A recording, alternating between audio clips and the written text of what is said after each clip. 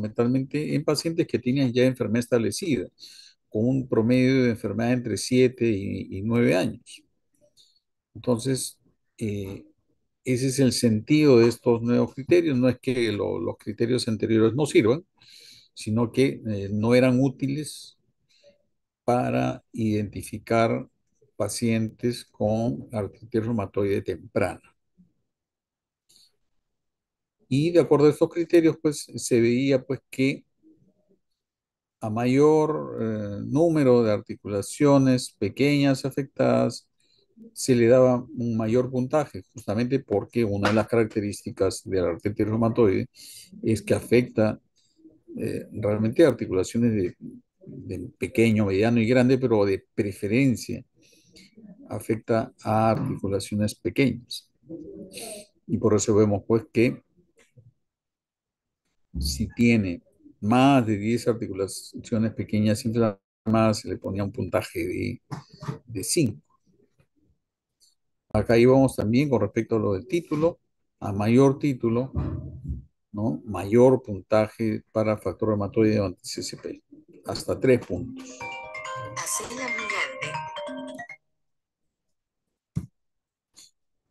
El tiempo de enfermedad es un punto muy importante en cuanto a el diagnóstico de artritis reumatoide,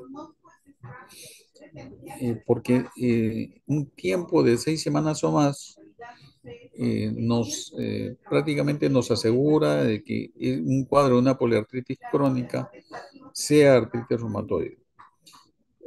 ¿Por qué razón? Porque los pacientes que tienen artritis reactiva viral, el tiempo de enfermedad suele ser no más de 4 semanas. Y a partir de la cuarta semana la enfermedad se resuelve. Entonces, en estos criterios de clasificación, que no son criterios de diagnóstico, estos criterios de clasificación, ¿no? Se consideraba, pues, para clasificar a un paciente con artritis reumatoide, aquellos que tenían 6 puntos o más. Entonces, si un paciente tenía, por ejemplo, factor reumatoide a títulos altos, 3, un tiempo de enfermedad de más de 6 semanas, ya son 4, y que tenía una o 3 articulaciones pequeñas inflamadas, o sea, un compromiso oligoarticular, ahí ya van 6 puntos. O sea, una oligoartritis, ¿no? De pequeñas articulaciones con factor reumatoide a títulos altos de más de 6 semanas, podríamos decir de que es una artritis reumatoide, ¿no? Ese era el sentido de estos nuevos criterios, ¿no? Tener presente de que el cuadro típico, poliarticular, ¿no? Simétrico, aditivo, de pequeñas y grandes articulaciones, puede no verse, ¿no? En fases tempranas de enfermedad. Sin embargo, hay otras enfermedades que nos pueden dar también el mismo patrón y no ser necesariamente artritis reumatoide. Entonces, siempre hay que considerar diagnóstico diferencial. Muy bien, entonces, en esta parte me he detenido en la parte del diagnóstico, porque es sumamente importante hacer un diagnóstico temprano para que nuestro tratamiento sea lo más exitoso posible. Hasta antes de 1990, el esquema terapéutico era basado pues, en una pirámide terapéutica, en el cual la educación del paciente, terapia física, terapia ocupacional, uso de medios físicos como calor, hielo y reposo, ¿no? Tenía una parte importante y era la base del tratamiento.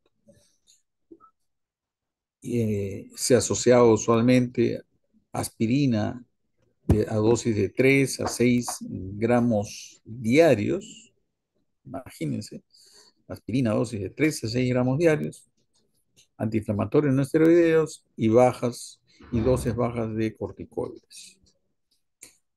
Luego, si no mejoraba el paciente, se pasaba a unas drogas modificadoras de baja toxicidad, entre comillas, y en ellas se incluía la hidroxicloroquina, la cloroquina, la sales de oro oral, que ya está en desuso, terapias experimentales o drogas modificadoras de alta toxicidad, nuevamente entre comillas, y ahí se incluía pues el metotrexate, la sulfasalacina, azatioprina, se incluía también, al inicio se usaba también ciclofosfamida oral, entonces se iba ascendiendo los peldaños y podíamos pasar 2 años o más para recién usar metotrexate.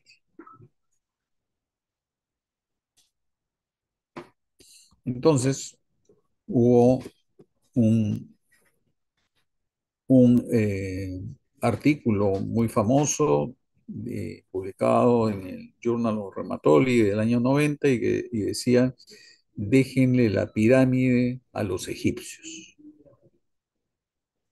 ¿no? Y la razón era pues que era evidente que usar este esquema de tratamiento condicionaba un deterioro de la salud del paciente, o sea, uno observaba cómo iba deteriorándose el paciente en nuestras narices. Entonces, se dijo, bueno, tenemos que intervenir de manera más temprana. Y eso fue lo que se empezó a hacer desde el año 1990, de manera generalizada. Esta, esta, este algoritmo, el manejo de artritis temprana del Colegio Americano de Reumatología del 2002, sigue teniendo vigencia hasta ahora y lo va a seguir teniendo porque la primera parte del tratamiento dice establecer el diagnóstico de artritis reumatoide de manera temprana. Debemos documentar el nivel de actividad basal y evaluar también el daño, o sea, tomarle radiografías. Estimar el pronóstico y el inicio del tratamiento implica uso de la educación del paciente.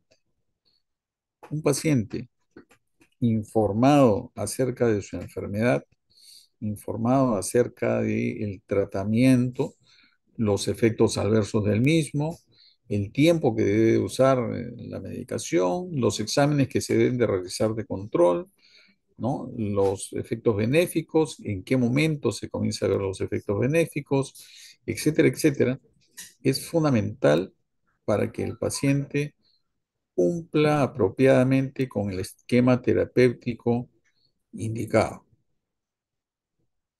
Un paciente a quien no se le enseña, sencillamente o no cumple o va a cumplir de cualquier manera y los resultados no van a ser satisfactorios. Entonces, educación del paciente es fundamental, extremadamente importante. Junto con hacer un diagnóstico temprano de artritis reumatoide, la educación del paciente son los pilares del tratamiento del paciente. Y el otro punto era iniciar las drogas modificadoras de manera ideal dentro de los 3 meses de iniciada la enfermedad. Como esta es una enfermedad en la cual el dolor articular es una parte importante de la enfermedad, pues el uso de antiinflamatorios no esteroideos o uso de analgésicos está evidentemente considerado. Hacia el año 2002 se consideraba el uso de corticoides locales, o sea, intraarticulares, o dosis bajas de corticoides sistémicos por vía oral. Esto después se ha ido modificando, como vamos a ver. La terapia física y ocupacional también juegan un papel importante.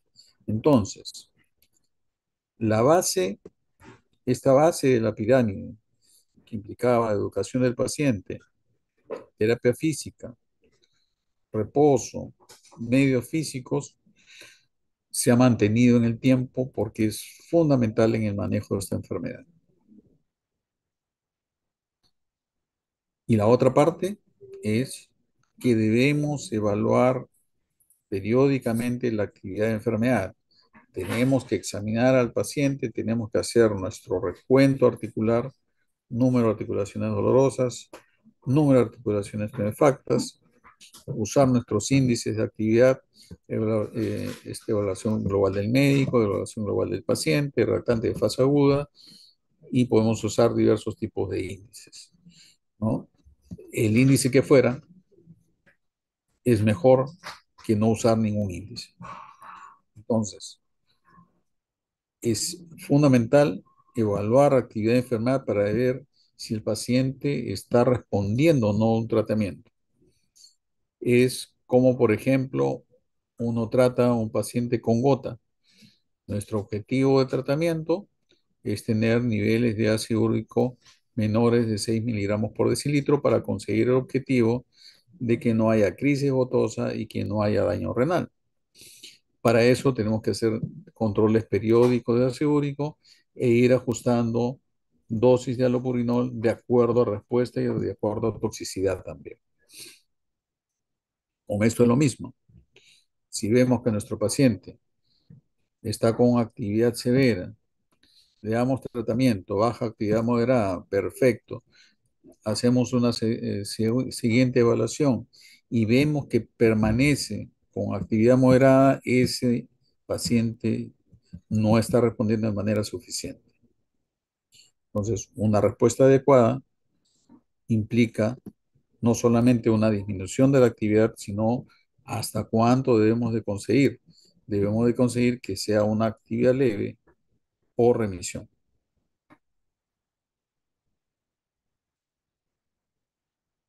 Entonces, la evaluación de actividad de enfermedad es muy importante. Hacer el recuento articular de dolorosas, de tumefactas, lo que hemos mencionado, evaluación global del paciente, del médico, reactantes de fase aguda, ¿no? Sobre una base de 28 articulaciones, ¿no?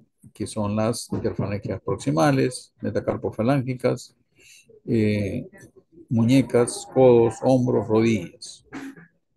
Entonces, son diversos índices, los más usados, el SDAI, el CDAI, que es el clínico, que es el que preferimos usar en consulta externa porque no requerimos ninguna prueba de laboratorio, a diferencia del CDAI y del DAS28, en el cual también en el DAS28 requerimos una, una calculadora especial, porque se usa con base logarítmica,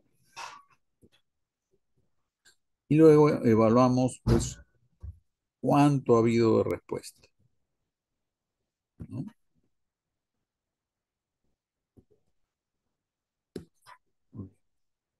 Entonces, en ese sentido, pues era importante,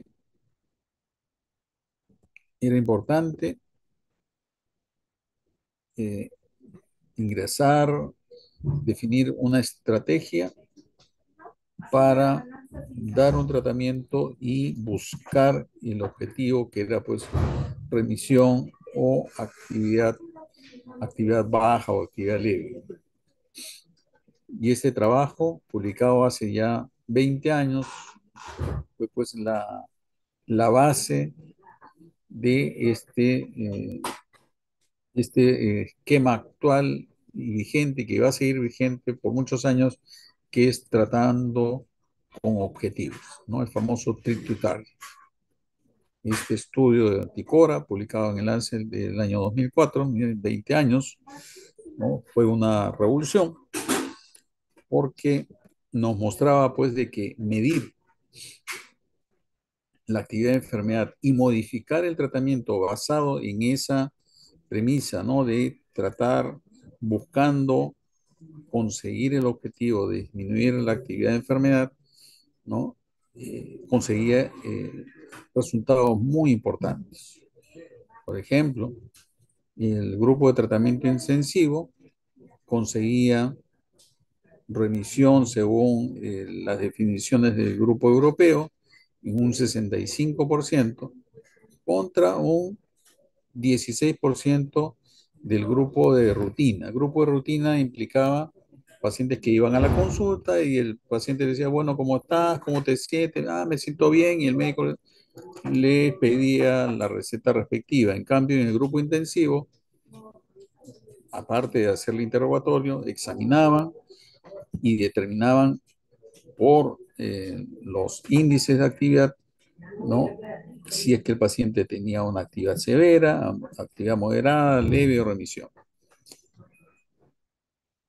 Y de acuerdo a eso iban modificando el tratamiento, ¿no? Entonces, empezaban, por ejemplo, con sulfasalacina, 500 miligramos, se iba incrementando la dosis hasta llegar a una dosis de 40 miligramos por kilo. Si no había una respuesta suficiente, se agregaba metotrexate e hidroxicloroquina. Si no mejoraba con esto, se daba terapia triple con incremento del metotrexate, ya no 7,5, sino hasta 25 miligramos.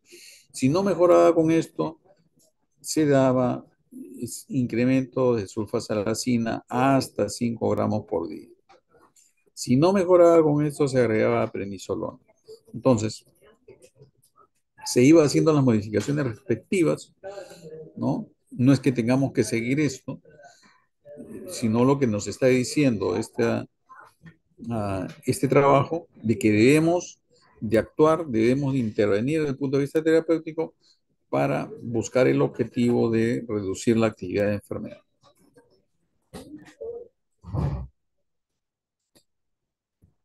¿Y qué se ha conseguido en el transcurso de estos años con este esquema terapéutico? Uno, mejorar la función y número dos, se ha visto que se reduce el número, la frecuencia de artroplastías de cadera, de rodilla en pacientes con artritis reumatoide que siguen este esquema terapéutico de tratar con objetivos. Y adicionalmente se ha visto también de que se reduce la mortalidad de los pacientes. Entonces, esta aproximación terapéutica definitivamente funciona.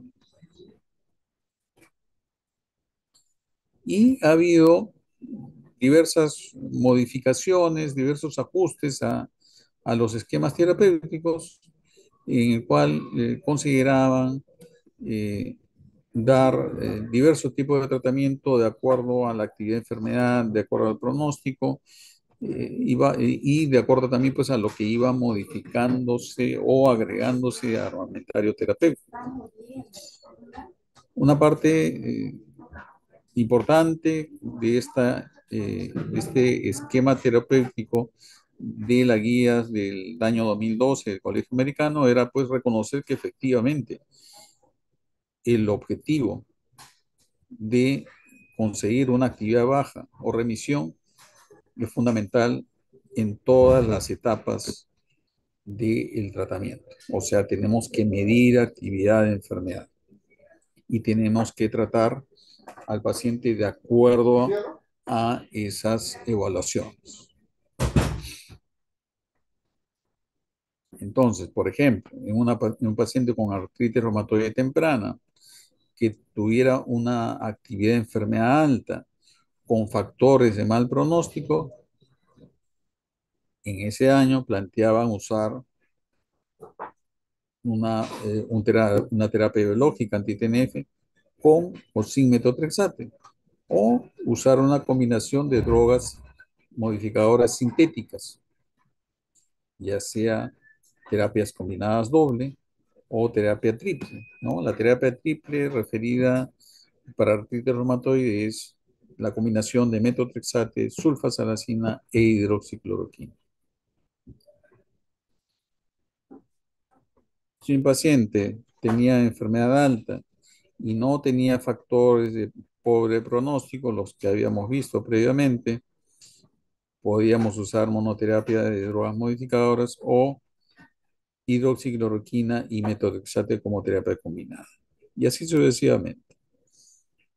Pacientes con actividad baja, sin factores de riesgo, monoterapia con DIMARS era lo que recomendaban en ese año.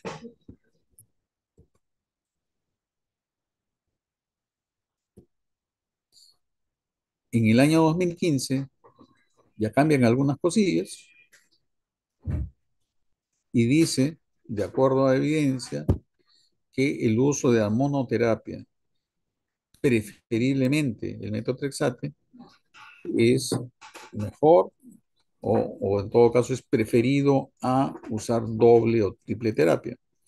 Y la razón es que los estudios mostraban que el uso a dosis suficiente del metotrexate, dosis de 15 a 25 miligramos por semana, el, un porcentaje importante de pacientes tenían una buena respuesta, aproximadamente un 40 a 50% en pacientes con enfermedad temprana. Entonces, en el año 2015 se concluyó, ¿no?, que este esquema que decía que solamente monoterapia en pacientes que no tenían factores de mal pronóstico, ya sea con actividad baja o actividad alta, lo que decía acá pues era que deberíamos usar monoterapia DIMAR en todos los casos, en pacientes con enfermedad temprana. Pero teniendo en cuenta el objetivo de usar la estrategia, ¿no?, del objetivo de tratar con objetivos, si no se conseguía una respuesta adecuada, o sea, permanecía actividad moderada o alta, a pesar de la droga en monoterapia, se debía usar combinaciones de drogas sintéticas o un anti-TNF o un biológico no anti-TNF. Y se podía usar con o sin metotrexate. Sin embargo, se vio en los diversos estudios que para la mayor parte de terapias biológicas, el usar el biológico combinado con el metotrexate se conseguía mejores resultados que con monoterapia sola, excepto, excepto para el tocilizumab, que es un biológico eh, contra la interleuquina 6. Y se iba haciendo las modificaciones respectivas, ¿no? Si fallaba, a pesar del cambio a terapia múltiple DIMAR, ¿no? Entonces, acá dice, si permanece en actividad moderada o alta. O sea, no podemos estar contentos de actividad alta, actividad moderada, no es suficiente. Tenemos que conseguir por lo menos actividad baja. Y vemos acá un aspecto interesante. Empezamos reconociendo de que la estrategia del objetivo del tratamiento basado en objetivos es el estándar. El segundo, usar monoterapia con metotrexate. Si no hay respuesta, usar terapia combinada de drogas sintéticas. Si no, usar biológicos o usar un inhibidor de la YAC, que es, en ese momento estaba solamente el tofacitinib. Y si mantenía actividad moderada alta, a pesar de todos estos escalamientos de terapéutica, ahí indicaba agregar dosis bajas de glucocorticoides. Esta es una muestra, ¿no?, de que ya se empezaba o se terminó de reconocer pues que el uso de glucocorticoides debemos delimitarlo lo más posible, ¿no? Si el paciente mejora con estos otros esquemas terapéuticos, debemos de tratar de no usar glucocorticoides aún a dosis bajas y usarlo recién cuando el paciente pues muestre niveles de actividad persistentemente altos a pesar de múltiples cambios terapéuticos. Entonces, en esos casos podemos incluir ahí dosis bajas de glucocorticoides. Y lo otro es que reconoce también que los glucocorticoides podemos usarlos a corto plazo, ¿no? Podemos usarlo a corto plazo fundamentalmente para combatir el proceso de reactivación o no de enfermedad, ¿no? Los cuales podemos usar vía parenteral, tanto endovenosa, intramuscular, o podemos usar dosis altas de corticoides por un periodo corto, ¿no? Eh, y por lo tanto, pues estamos viendo que los glucocorticoides cada vez tratamos de usarlo lo menos posible. Esto es más o menos lo mismo, ¿no? Terapia DIMAR como monoterapia, tanto para actividad baja como para alta, ¿no? Este fue el cambio fundamental que ocurrió en el año 2015, todo lo que ya hemos mencionado,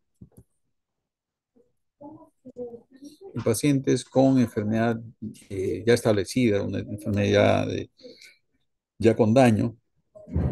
Inclusive en esos casos consideran pues usar monoterapia con drogas sintéticas, especialmente el metotrexate.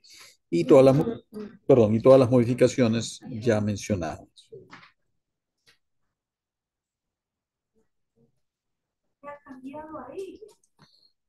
Muy bien. Entonces, debemos de iniciar el tratamiento dentro de los 3 meses de iniciados los síntomas. El esquema de monoterapia es el esquema vigente con metotrexate a dosis suficientes, dosis de 15 a 25 miligramos, ¿no? Y la terapia combinada de preferencia debe ser indicada exclusivamente por el reumatólogo. Puede, como médico no especialista, iniciarse un tratamiento, sí, pero lo, lo ideal es derivar el paciente al reumatólogo para que trate apropiadamente esos casos. Entonces, estos son todos los esquemas de tratamiento y todas las intervenciones que podemos dar. Y esta es una clasificación que ya tiene 10 años, que sigue vigente, en el cual las drogas modificadoras son sintéticas, no específicas, como el metotrexate, sulfasalacina, hidroxicloroquina, azathioprina, y dimers o drogas modificadoras sintéticas dirigidos contra un blanco específico, específicamente los inhibidores de la tirosinquinasa. Las drogas modificadoras biológicas innovadoras, y se refiere a aquellas que fueron, digamos, descubiertas eh, por un determinado laboratorio, y los biosimilares cuando, digamos, el biólogo innovador ya pierde su patente y los biológicos biosimilares deben de seguir los pasos que permitan la inclusión dentro del armamentario, en los cuales deben de, uno, demostrar que tiene una estructura molecular equivalente y una eficacia también equivalente, ¿no? O sea, deben hacerse estudios clínicos, ¿no? Para corroborar que efectivamente el biosimilar no tiene una eficacia, un perfil de eficacia, un perfil de seguridad similar, ¿no? O sea, también se tienen que hacer estudios, a diferencia, por ejemplo, de las moléculas pequeñas, ¿no? En el cual, pues, no es necesario hacer, digamos, este tipo de estudios. Muy bien, entonces, De acuerdo a esta clasificación, los idiomas sintéticos no específicos son los que ya había mencionado, ¿no? Metotrexato, hidroxicloroquina, sulfasalacina, desfluramida, azathioprina. Y estos tres últimos que eh, están, son de muy poco uso y de hecho ya las sales de oro ya están descontinuados de manera definitiva desde hace 4 años en todo el mundo. La penicilamina que ya prácticamente tampoco se usa, salvo en algunas circunstancias. La ciclosporina que permanece todavía en el mercado, uso fundamentalmente para efectos de trasplante o algunas otras enfermedades autoinmunes como lupus, por ejemplo. Y para artritis reumatoide también puede ser una alternativa en algunos pacientes que pues, tengan algún problema de intolerancia o alguna contraindicación a otro tipo de medicamentos. Eh, con las limitaciones que implica el uso de este tratamiento desde el punto de vista de efectos adversos, ¿no? Fundamentalmente, digamos, el más importante, hipertensión arterial y riesgo de falla renal, ¿no? Se tiene que hacer una monitorización cercana a estos pacientes. El metotrexate se presenta en tabletas de 2,5, 10 miligramos, y por vía parenteral frascos de 50 miligramos por 2 mililitros para enfermedades reumáticas y asociadas, ¿no? Para tratamiento de algunas formas de cáncer, el frasco es de 500 miligramos, pero para artritis reumatoide son un frasco de 50 miligramos en 2 mililitros. La dosis efectiva usual, 15 a 25 miligramos por semana. Se prefiere la vía parenteral, sea subcutánea, intramuscular o endovenosa, a dosis a partir de 15 miligramos, porque mejora la biodisponibilidad a esta dosis. La hidroxicloroquina, tabletas de 200 y 400 miligramos, por lo tanto la dosis va justamente de 400 y 200 miligramos. La dosis debe ser calculada por kilo de peso de preferencia, dosis máxima 5 miligramos por kilo. Sulfasalacina, tabletas de 500 miligramos, dosis, si es combinada, 1000 miligramos, si es monoterapia, 2000 miligramos hasta 3000 miligramos, ¿no? La leflunomida, tabletas de 20 miligramos, dosis de 10 a 20 miligramos diarios.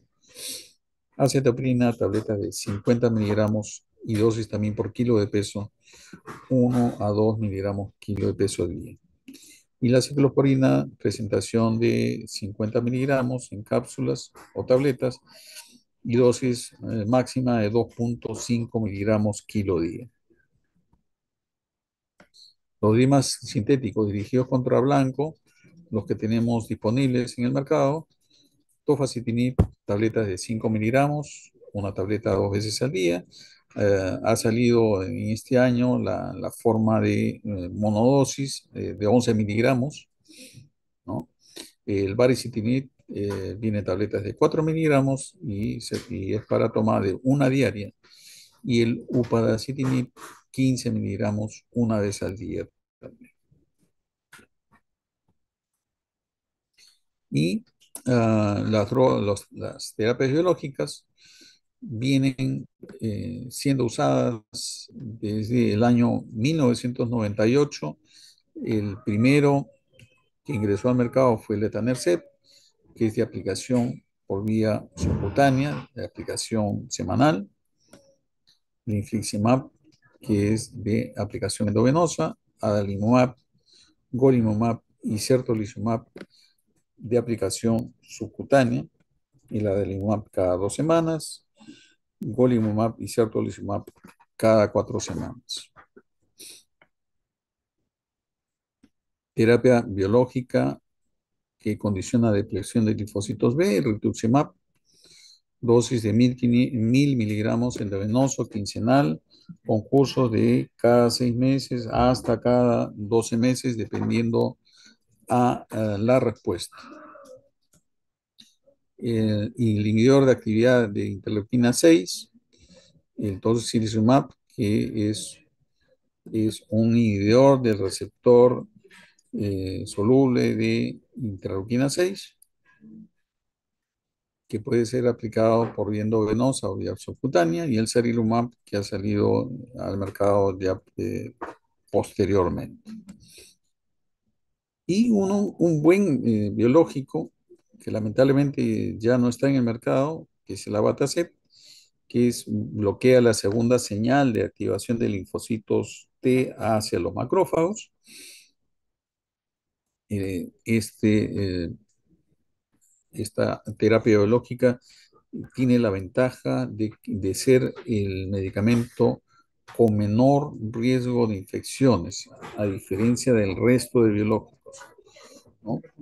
Con pacientes que tienen mayor riesgo de infecciones, este sería nuestro medicamento de elección. Los, las terapias biológicas fueron una revolución, condicionaron una revolución en el tratamiento de la artritis reumatoide, se habían resultados muy, muy buenos, pero pues como todo medicamento siempre hay la posibilidad de efectos adversos, y de hecho uno de los problemas principales de estos medicamentos son las infecciones, sobre todo infecciones serias, y el otro es el riesgo de reactivación de tuberculosis. Por eso en estos pacientes se tiene que hacer un screening para definir si es que hay tuberculosis activa, y si hay tuberculosis latente, dar un tratamiento profiláctico para prevenir justamente reactivación. Al inicio de la aparición de estos medicamentos hubo un muy buen resultado, pero también hubo un incremento terrible del número de casos de tuberculosis, y por lo cual se hizo diversos tipos de estudios, y se mostró pues de que este tipo de medicamentos conlleva un riesgo alto de reactivación de tuberculosis.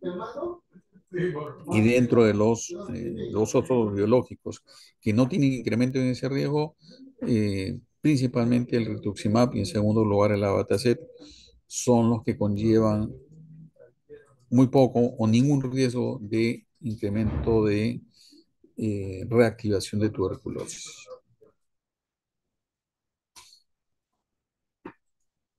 El, el grupo europeo de reumatología también ha publicado diversas guías, diversas recomendaciones de manejo de artritis reumatoide, ¿no? Y de manera similar al Colegio Americano, pues inclusive de hecho a partir de este año comenzaron a hacer, eh, digamos, reuniones conjuntas y sacaban de hecho recomendaciones conjuntas del Colegio Americano y la Liga Europea. Y como vemos, el diagnóstico de artritis reumatoide es la parte inicial del tratamiento de un paciente con artritis reumatoide. Debemos de diagnosticar al paciente de manera temprana. Esa es nuestra primera parte de un adecuado tratamiento. Para tener un adecuado tratamiento, tenemos que hacer un diagnóstico temprano. ¿Okay? El diagnóstico clínico: si hay contraindicación para metotrexate, iniciar leucotomía de sulfasalacina. Si no lo hubiera contraindicación, pues usar metotrexate de frente. Se pudiera usar un periodo corto de glucocorticoides. Si mejoraba a los 3 meses y se conseguía el objetivo, que es actividad leve o baja, o remisión a los 6 meses, entonces se continuaba el tratamiento. ¿Okay? Entonces, evaluación a los 3 meses. Si a los 3 meses había de actividad severa, actividad moderada, bacán. Se evaluaba los siguientes 3 meses. Se conseguía que la actividad moderada bajara a actividad leve o remisión, perfecto. Y se consideraba reducción de dosis de las drogas usadas en caso que hubiera una remisión sostenida por lo menos por un año. Si habían factores presentes, ¿no? En pacientes que al inicio de una droga, de un tratamiento con monoterapia, similar a lo que decía el Colegio Americano, ahí se agrega una terapia biológica o un inhibidor de YAC.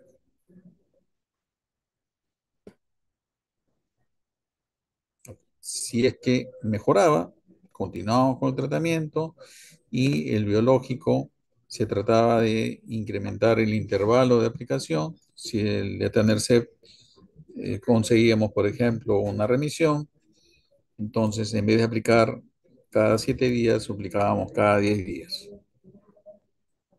siempre y cuando tuviera una remisión sostenida. Si no había una respuesta suficiente, cambiar de biológico o cambiar un inhibidor de la llanosquinasa.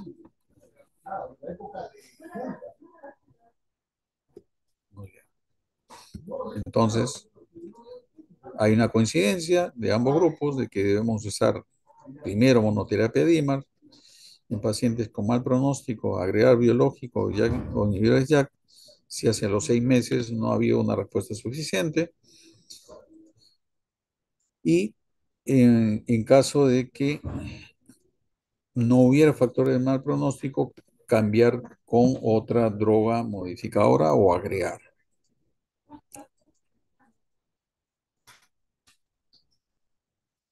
Y por último, estos son los principios de la última guía eh, del ACR EULAR del año pasado y establece pues que el tratamiento debe basarse en la decisión compartida entre el médico y el paciente. O sea, en otras palabras, debemos de conversar con el paciente, debemos explicarle la situación, su problema, su enfermedad, las opciones terapéuticas que hay. Y el paciente puede decir, doctor, bueno, este tratamiento a mí no me convence, ¿no? Porque yo qué sé, pues estoy preocupado por el problema que puede ocurrir con el hígado, con el metotrexate y preferiría usar otro medicamento. Bueno, su decisión. Pero el médico debe de explicarle al paciente, ¿no? Cuáles son los beneficios, cuáles son los riesgos, por qué usar tal medicamento y por qué no usar otro. Entonces, es importante, no lo dice ahí, pero está basado esto en la educación al paciente. La decisión terapéutica debe estar basada en medición de actividad, en aspectos de seguridad del medicamento. Por ejemplo, si tenemos un paciente que tiene una insuficiencia renal con una depuración de creatinina en 40, en ese caso preferiremos no usar metotrexato. O si tiene episodios repetidos de herpes zóster, pues preferiremos no usar eh, inhibidores de la llanosquinasa. O si tiene antecedentes de cardiopatía coronaria isquémica, entonces no usar corticoides, no usar inhibidores de llanosquinasa y así sucesivamente. Entonces, la decisión terapéutica tiene que ser individualizada, ¿no? De acuerdo a la actividad de enfermedad, al perfil de seguridad del paciente y por lo tanto también, obviamente, a las comorbilidades y si hay un daño estructural ya establecido que nos indique que hay una actividad o una enfermedad severa que requiere un tratamiento más agresivo. Lo otro que establece estos principios es que los reumatólogos son quienes deben tratar a estos pacientes, ¿no? Teniendo en cuenta todas las variables que hay, pues el tratamiento es complejo. Y por lo tanto, el objetivo, ¿no? El plan para un médico que no es reumatólogo es identificar de manera temprana y derivar al reumatólogo. Es importante también que los sistemas de salud le den las facilidades a los médicos para poder acceder a múltiples drogas, ¿no? Porque como ustedes están viendo, Si falla a un tratamiento, pues se tiene que pasar a otro. Y así sucesivamente, y hay pacientes que van pasando de uno a otro hasta que se consiga, hasta que se consiga un, un tratamiento adecuado para el paciente. Permítame un segundito, por favor.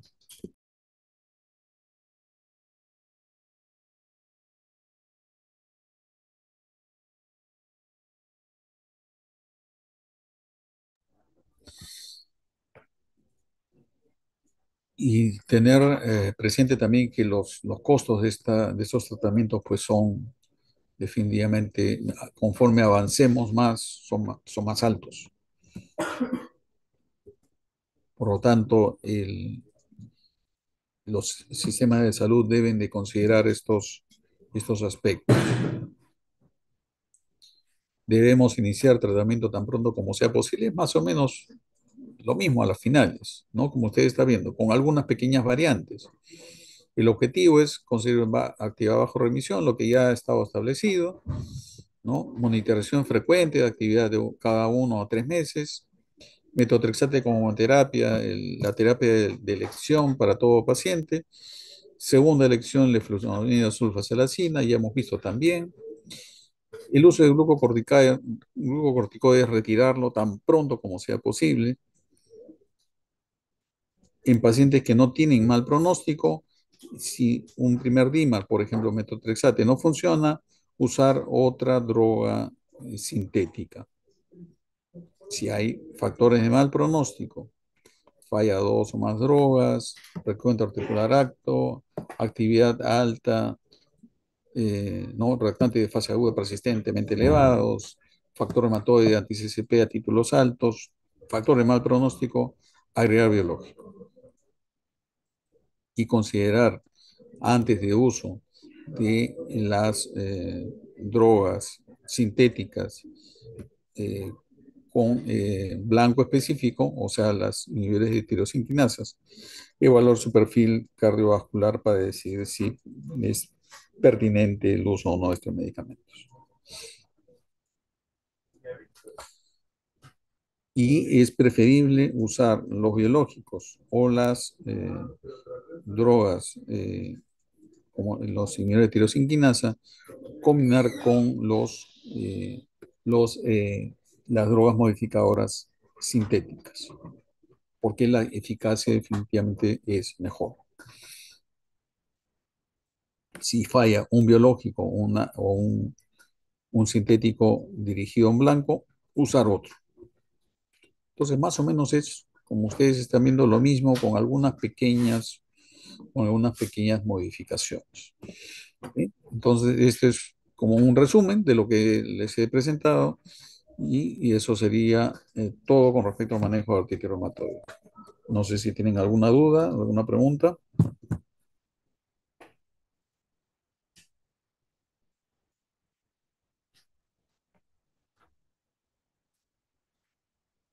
¿Alguna duda, pregunta?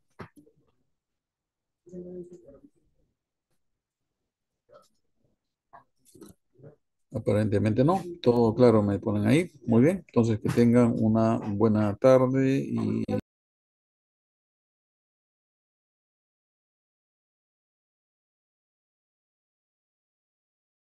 bueno, ese sería todo.